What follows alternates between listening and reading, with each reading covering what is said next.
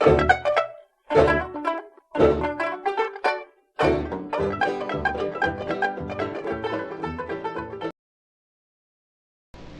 friends, this is the Mrs. Wolfie from our Half Acre Homestead. Today I'm getting ready to plant potatoes. So today I'm going to make potato bags. Now I've seen them bought and I've seen people do them in buckets, but living in Canada, I want my potatoes to have more warmth. I don't have a lot of space in my garden, so I can't plant potatoes there, but I love homegrown potatoes. So what I'm going to do is I'm going to make potato bags, or I've heard them called tater totes, and I've got some heavy duty landscape fabric here. Now you can use the lighter weight stuff. This stuff has a shiny side and a soft side, and I have 30 feet, and I believe this is a 3 or 4 foot length.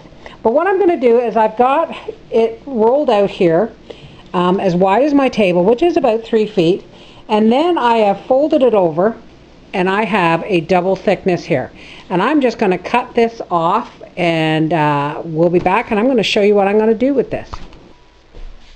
Alrighty. Now I've seen people do this with cheaper landscape fabric, but I'm going to try and save these for next year, and I also want them to be really big, so I bought the heavier duty stuff that is actually used for landscaping. They'll put this stuff underneath patio stones to stop weeds from coming up through. This was $35 for the roll, and I'm hoping to get at least 6 tater totes out of that. Now I've seen tater totes or potato bags that the size I'm going to make run about $10. So if I can get 6, I've saved myself a lot of money. All right, so we'll be back when I have the sewing machine out. Okay, first off, we're going to take our cut edge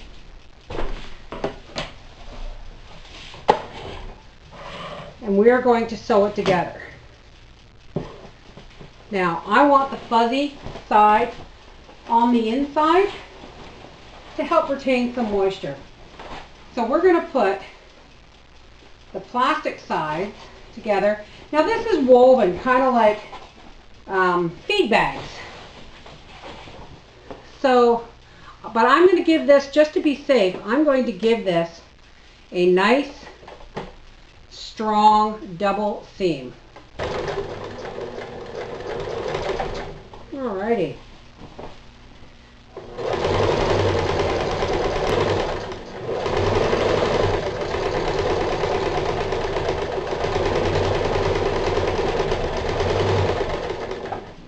Okay, there's one.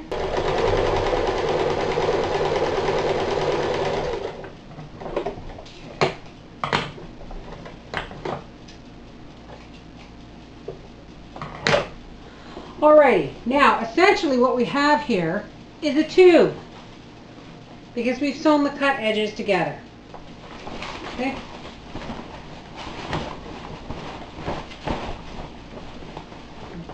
Hello, tube.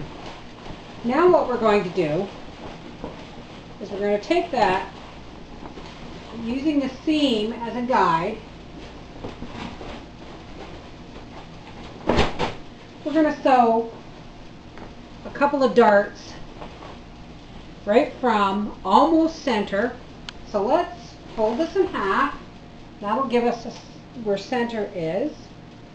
And how am I going to, oh, I got pins. I'll mark them with a pin. Center is center. It has to be rough center. It doesn't have to be great. But you start on either side of this straight pin that I've marked as center. And you want to leave about 2 inches, because we're going to leave a hole in the bottom of this to allow for extra drainage. There. I think I have finally sorted out my sewing machine issue. I think it was just cranky because I haven't done anything since it broke.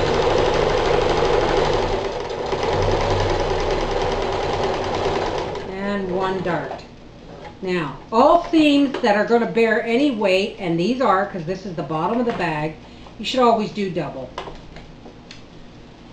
But for demonstration purposes, I'm just doing them single. Now we're going to flip the bag over.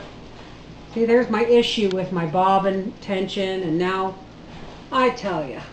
All right, let's start about 2 inches or 1.5 inches from the center again. And we're going to give that a double seam.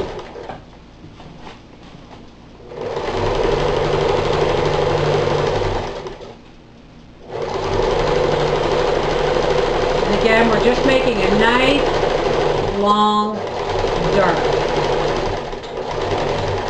Double the end. Okay, now what we want to do is we want to open this bag out. See where our darts are? And we've made, left a hole here. We're going to start in the center, and we're just going to pull this out like this. And going by the hole, we're going to make another dart, if I can figure out how to do that. All right, so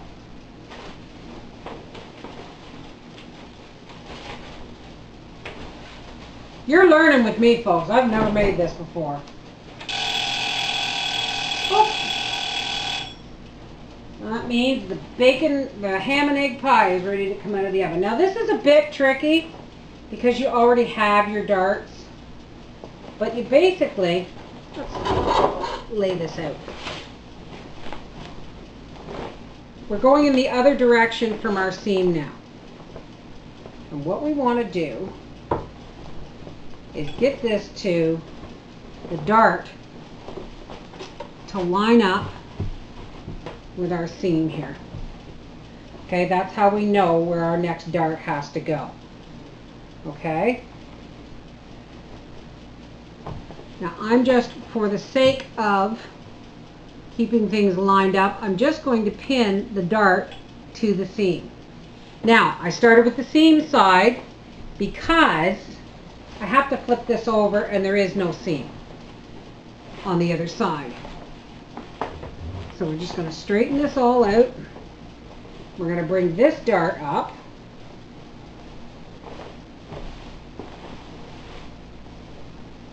Like we did with the one on the seam side. And we're going to try and make it like a right angle. And we're just going to pin that in place. Now, we have our 2 darts. We're going to make awkward darts.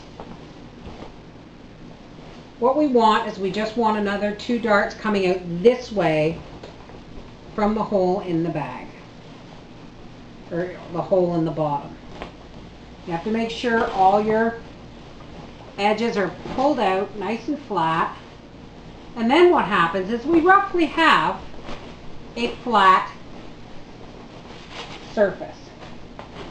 And we are just going to do another dart starting from the hole like we did.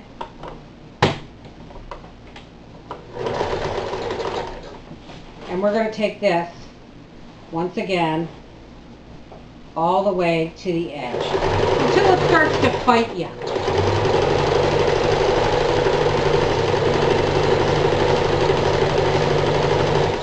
Make sure we have no folds under there. It goes to a kind of a corner, so we're just going to stop it right there.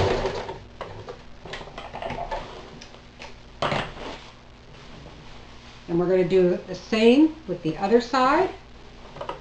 And if luck is on my side and I got my seams right, we should have a square bottom on this bag. See how it kind of comes to a corner here? That's where we want to stop our dart. But you want to make sure you have no other fabric in there but what's supposed to be in there. Let's pull this out a little bit.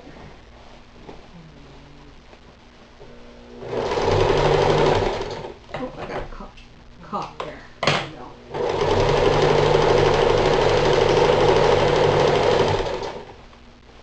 Right to this edge.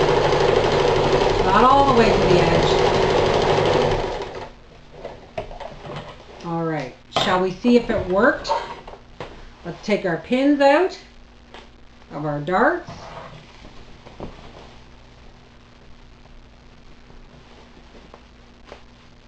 And we'll turn this inside out because we want the insulated side on the inside.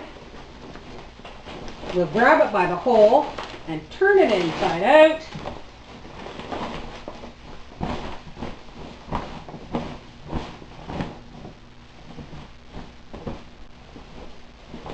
And Bob's your uncle, folks.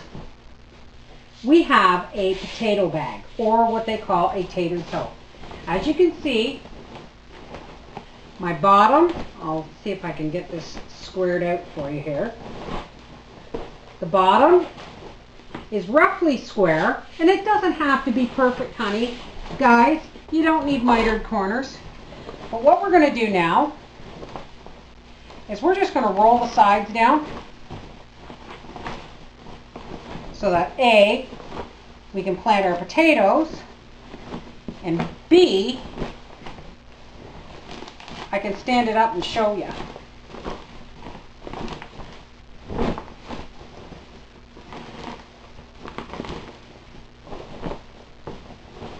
And there is one very big potato bag. And what's going to happen is we're going to put some mulch and some soil in here, and we're going to plant some potatoes in here. And as they grow, we're going to add well-composted mulch, and we're just going to unroll the sides up. But the black attracts the heat, and this hole lets any excess water out. And there you got a really big, I'm going to say this is as big as a bushel, probably as big as a bushel. And there is our tater sacks. We'll come back when I have all these made, and it'll be another video. We're going to take these outside and we're going to plant them. Alrighty? I just want to show you that I have enough in this roll for the tater tote that I made, and I've got one cut out, so I have enough here all cut out and ready to be sewn for 5 tater totes, and I still have enough left in this roll to put in the bottom of the raised strawberry bed that I'm hoping to make next weekend or the weekend after. And what I'm going to do is I'm going to cover this, put this on the ground at the bottom of my raised strawberry bed, and we'll fill it in. But that's another video. Anyway, tater totes. That's really big, folks. That's really big. I'm going to say it's going to be 2 feet by 2 feet. And when it unrolls, it's going to be, well, it's going to be 2.5 feet high. So that's a lot of potato bags. And that's a lot of room. Not them itty bitty little things that you can buy for $5. I'm going to say these great big bushel sized tater totes, and I bet you they're slightly bigger than a bushel.